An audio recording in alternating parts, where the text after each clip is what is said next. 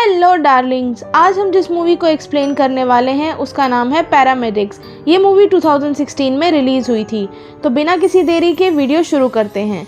कहानी की शुरुआत होती है और दो भाई जेफरी और कोरी दिखाए जाते हैं। उन्होंने सारे हॉस्पिटल्स के फ़ोन नंबर को हैक करके रखा था और अब जब कोई भी इमरजेंसी कॉल करता था तो वो कॉल इनके पास ही आता था।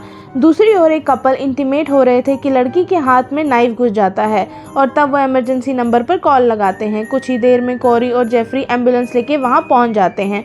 वो लड़की को अपने साथ ले जाते हैं और पॉलिसी का बहाना बनाकर लड़के को अपने साथ आने के लिए मना करते हैं। एम्बुलेंस के अंदर जेफरी उस लड़की से कुछ हेल्थ रिलेटेड क्वेश्चंस पूछता है और कुछ देर के बाद वो उस लड़की को एनेस्थीसिया देकर बेहोश कर देता है और फिर वो उसे अपने सीक्रेट लोकेशन पर लेकर आते हैं। वो उस लड़की की सर्जरी करते हैं और उसके ऑर्गन्स को एक डॉक्टर को दे देते हैं। दरअसल दोनों भाई ब्लैक मार्केट में ऑर्गन्स को बेचते थे और ये सब में वो बहुत अच्छा पैसा कमा रहे थे। जेफरी यहाँ उस लड़की के सोशल मीडिया पर ये पोस्ट डाल देता है कि मैं ये सब कुछ छोड़ के बहुत दूर जा रही हूँ। यहाँ पर जेफरी कोरी से थोड़ा कम समझदार दिखता है। उसका दिमाग छोटे बच्चों जैसा है। अब सीन शिफ्ट होता है और सिंडी नाम की एक लड़की अपने दोस्तों के साथ ट्रिप पर जा रही होती है। तभी पत्थर से टकराकर उसके पैर में चोट लग जाती है और वो लोग इमरजेंसी नंबर पर कॉल लगाते हैं। कुछ टाइम बाद कोरी और जेफरी एम्बुलेंस लेके वहाँ आते हैं और सिंडी के फ्रेंड्स को छोड़ के सिंडी को अकेले ही एम्बुलेंस में लेकर जाते हैं। एम्बुलेंस में कुछ हेल्थ रिलेटेड क्वेश्चंस पूछकर जेफरी सिंडी को एनेस्थीसिया देकर बेहोश कर देता है। लेकिन लोकेशन पर लाने के बाद कोरी सिंडी को देखकर उसकी सर्जरी नहीं कर पाता है। ऐसा इन दोनों के साथ पहली बार हुआ था। जेफरी कोरी से थोड़ी देर आराम करके सर्जरी करने को कहता है। कोरी भी इस बात को मान जाता है। कुछ टाइम बाद सिंडी को होश आता है तो वो खुद को नेकेड पाती है। वो वहाँ सीसीटीवी भी देखती है। वो हेल्प के लिए चिल्लाती भी है लेकिन इस सब का कोई फायदा नहीं होता। वो वहाँ पर पड़े कुछ कपड़ों को पहन लेती है। कुछ टाइम बाद कोरी वहाँ खाना लेकर आता है लेकिन सिंडी उस खाने को फेंक देती है। कोरी गुस्से में उसे हैरेस करने लगता है और तभी सिंडी उसके चेहरे पर लात मार के उसे खुद से दूर कर देती है। कैरी उसे धमकी देकर वहां से चला जाता है। तभी जेफरी वहां आके सिंडी के गाँव को साफ करने लगता है। उसी समय सिंडी की आंख खुलती है तो वो उसे भी लात मारकर दूर कर देती है। जेफरी उसे कहता है कि वो तो सिर्फ उसके गांव को साफ कर रहा था लेकिन सिंडी उस पर गुस्सा होकर उसे वहां से भगा देती है। जेफरी के जाने के बाद सिंडी जमीन पर पड़ा हुआ खाना खाने लगती है।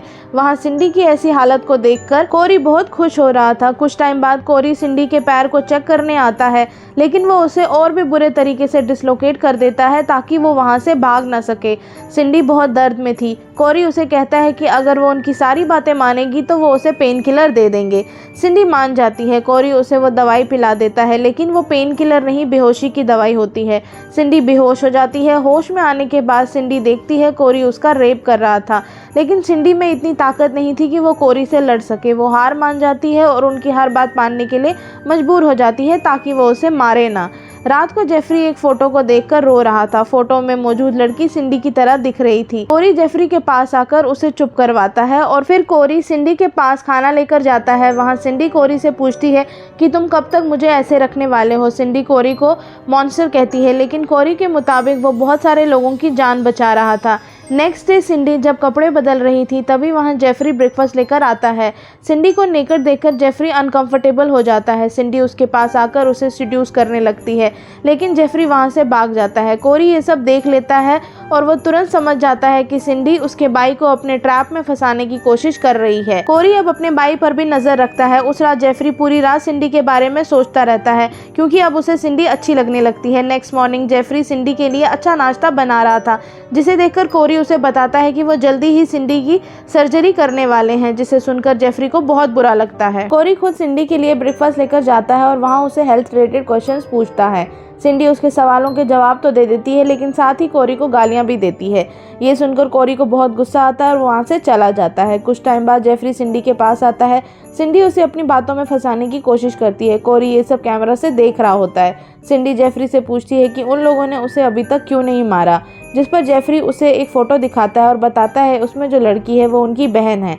पेरेंट्स की डेथ के बाद ये तीनों साथ रहते थे। फिर कोरी जब कॉलेज जाता था तो वो अपनी फ्रेंड्स को घर लाने लगा। ये देखकर उसकी सिस्टर को बहुत टेंशन होने लगी जिससे वो बीमार होने लगी और मर गई। जेफरी कहता है उसकी बहन की मौत का जिम्मेदार कोरी है। कोरी जेफरी को समझाता है कि सिंडी यहाँ से बाहर निकलने बदलने के लिए जेफरी के साथ प्यार का नाटक कर रही है, लेकिन जेफरी कोरी की बातों पर यकीन नहीं करता और वो कोरी से झगड़ा कर लेता है क्योंकि जेफरी नहीं चाहता था कि उनकी बहन होप की तरह सिंडी भी मर जाए।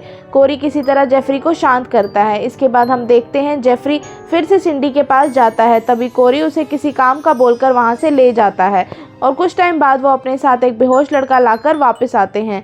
कोरी सिंडी को रूम के कोने में बांध देता है और उस लड़के को बेड पर लेटा देता है और उसकी सर्जरी करनी शुरू करते हैं। सिंडी उन्हें ऐसा करने के लिए मना करती है, लेकिन वो उसे इग्नोर करके उस लड़के को जिंदा ही तड़प तड़प के मार देते हैं। वो लड़के की हालत देखकर सिंडी काफ़ी शॉक रह जाती है और काम खत्म होने के बाद कोरी सिंडी से कहता है कि अब वो उसके सामने ही दूसरे लोगों की सर्जरी करेगा। कुछ टाइम बाद कोरी जेफरी से कहता है कि उसे बाहर का खाना खाने का मन हो रहा है और वो उसे खाना लाने के लिए बाहर भेज देता है। कोरी जेफरी के जाने के बाद सिंडी के पास आता है और उसे बताता है कि उनकी बहन किसी शॉक या डिप्रेशन से नहीं मरी थी, बल्कि उसने ही उसे जहर देके मारा था। ये सुन के सिंडी बहुत ज़्यादा डर जाती है। कोरी एक गैस रिलीज़ करता है जिससे सिंडी बेहोश होने लगती है और वो सिंडी के बेहोश होते ही उसके होंठ और उसके प्राइवेट पार्ट को सील कर देता है। जेफरी के आने के बाद वो सिंडी की ऐसी हालत को देखकर बहुत गुस्सा होता है। कोरी उसे समझाता है कि सिंडी उसे बातों में फंसा रही थी, लेकिन जेफरी गुस्से में कोरी के सर को पटक पटक कर उसे बेहोश कर देता है। तभी सिंडी भी होश में आके जेफरी पर अटैक करके उसे बेहोश कर देती है और वहाँ से भाग जाती है। कुछ टाइम बाद दोनों भाइयों को होश आता है और वो कोरी को शांत करता है।